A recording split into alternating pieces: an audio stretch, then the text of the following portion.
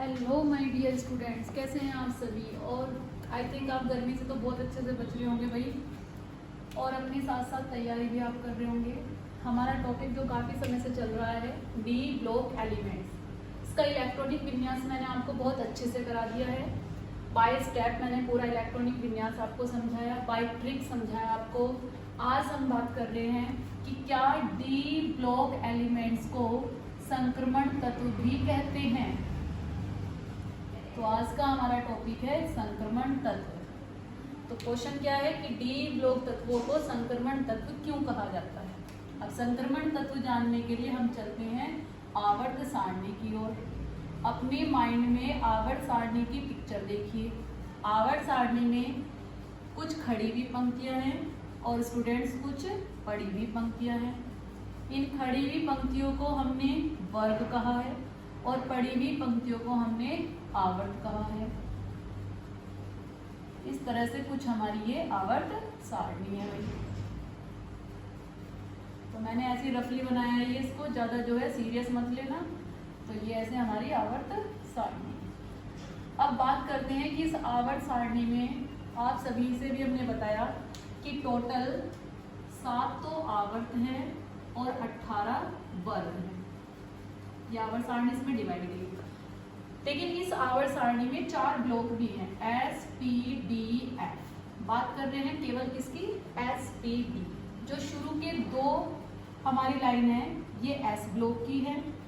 बीच में थोड़ा स्पेस छोड़ने के पश्चात इसमें भी ऐसे भाई खड़ी हुई पंक्तियां भी हैं इसमें ऐसे स्पेस छोड़ने के पश्चात आता है हमारा पी ब्लॉक। ये हमारा पी ब्लॉक है।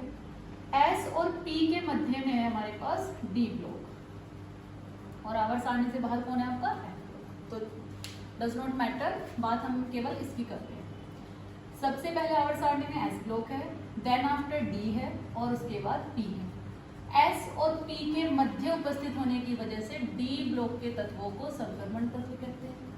आई एम नॉट सेटिस्फाइड, हम तो नहीं भाई सेटिस्फाइड है कि क्यों इसके मध्य में होने की वजह से क्यों संक्रमण तत्व का कह रहे हैं, ऐसी क्या बात है। तो देखिए एस ब्लॉक के तत्वों में अगर आपको बहुत अच्छे से याद हो, मैंने ट्रिक से ही बताया था, हमारे जो तत्व हैं हलीना की रब से फरियाद, यही है हमारे तत्व भाई। इन सभी में हाइड्रोजन को छोड़ करके शेष सभी, हाइड्रोजन भी वैसे जो है इसमें पॉजिटिव चार्ज शो करता है। इन सभी तत्वों के ऊपर आपको पता है 1 पॉजिटिव चार्ज होता है। अर्थात एस ब्लॉक में जो पहले वर्ग में है वो तो 1 पॉजिटिव है और जो दूसरे में है वो क्या है हमारे 2 पॉजिटिव है। जैसे बेटा मांगे कार, स्कूटर, बाप राज। पोटेशियम 1 पॉजिटिव है, सोडियम 1 पॉजिटिव है, जबकि मैग्नीशियम, कैल्शियम और आपका बेरिलियम 2 पॉजिटिव है। तो बात यहाँ किसकी आ रही है, धन विद्युतीय चार्ज की। तो एस ब्लॉक के जो तत्व हैं वो परबल धन विद्युतीय होते हैं और परबल धन विद्युतीय होने की वजह से ये इलेक्ट्रॉन त्यागने की प्रवृत्ति रखते हैं और इलेक्ट्रॉन त्यागने के पश्चात ये कैसा बंध बना रहे हैं, आयनिक बंध बना रहे हैं।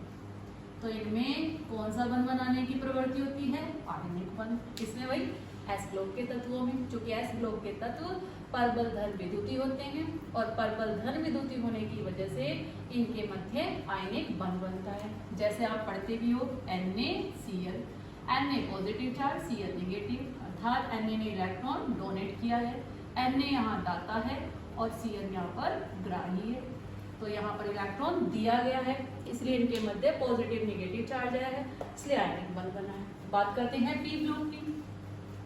पी ब्लॉक में आपने देखा और पढ़ा भी है आपने, जो है एल्यूमिनियम वो सॉरी आपका इसमें जो है ये है नाइट्रोजन है और कार्बन है और इन सभी के ऊपर कैसा चार्ज होता है, नेगेटिव। तो दैट्स मीन कि पी ब्लॉक में नोबल गैसेस को छोड़ करके सभी के सभी कैसे होते हैं, ऋण विद्युतीय,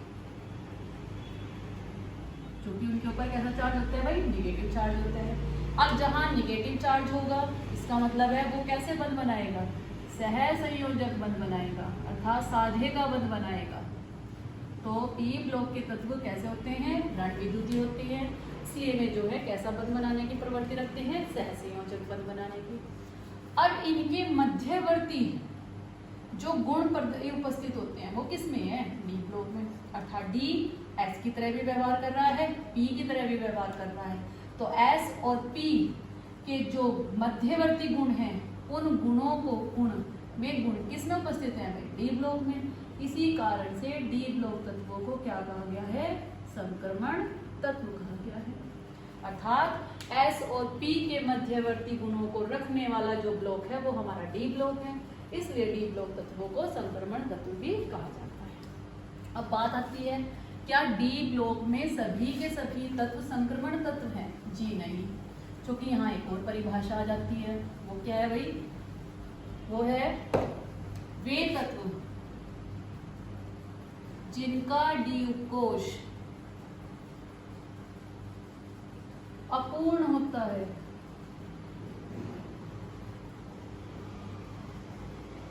या आयन, वो क्या कहलाते हैं आपके भाई? संक्रमण तत्व कहलाते हैं। वे तत्व कौन से ब्लॉक के? डी ब्लॉक के। डी ब्लॉक के वे तत्व, डी ब्लॉक के वे तत्व जिनका डी उपकोष अपूर्ण होता है या आयन में भी ये कंडीशन हुई, किसकी भाई? डी उपकोष अपूर्ण होने की कंडीशन हुई, तब वो हमारा तत्व क्या कहलाएगा? संक्रमण तत्व। तो क्या सारे डी ब्लॉक में संक्रमण तत्व हैं? जी नहीं। पहले तो हमें पता होना चाहिए कि संक्रमण तत्व हैं कहां से कहां तक। तो वर्ग 3 से लेकर के और वर्ग 12 तक के जो तत्व हैं वो सारे हमारे कौन से हैं भाई? डी ब्लॉक के तत्व हैं। 12वें वर्ग में जो तत्व आते हैं जिंक, कैडमियम, Hg, मरकरी, ये तीनों के तीनों हमारे संक्रमण तत्वों की श्रेणी में नहीं आते हैं। कारण क्या है? अगर हम बात करते हैं Zn की, Zn का परमाणु क्रमांक 30 है और इसका इलेक्ट्रॉनिक कॉन्फ़िगरेशन देखते हैं तो 3d श्रेणी का है चूंकि, तो कितने इलेक्ट्रॉन होंगे डी में? 10 और 4s में 0 और 2 और 4s में 2 इलेक्ट्रॉन होने की वजह से जिंक परिवर्ती संयोजकता प्रदर्शित नहीं करता है, अर्थात परिवर्ती ऑक्सीकरण संख्या प्रदर्शित नहीं करता है, केवल 2 करता है। तो 30 में से 2 माइनस कर दीजिए 28, और ये 2 इलेक्ट्रॉन कहाँ से जाएंगे भाई? एस में से। इसलिए यहाँ डी उपकोष क्या है? पूर्ण भरा हुआ है। तो जिनका डी उपकोष पूर्ण भरा होता है वो संक्रमण तत्वों की श्रेणी में नहीं आते हैं।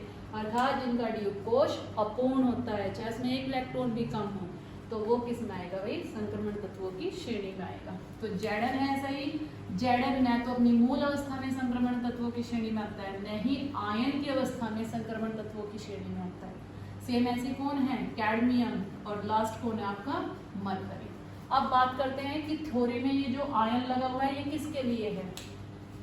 11वें वर्ग में चलते हैं। 11वें वर्ग में हमारा कॉपर, Au, Ag, गोल्ड और सिल्वर।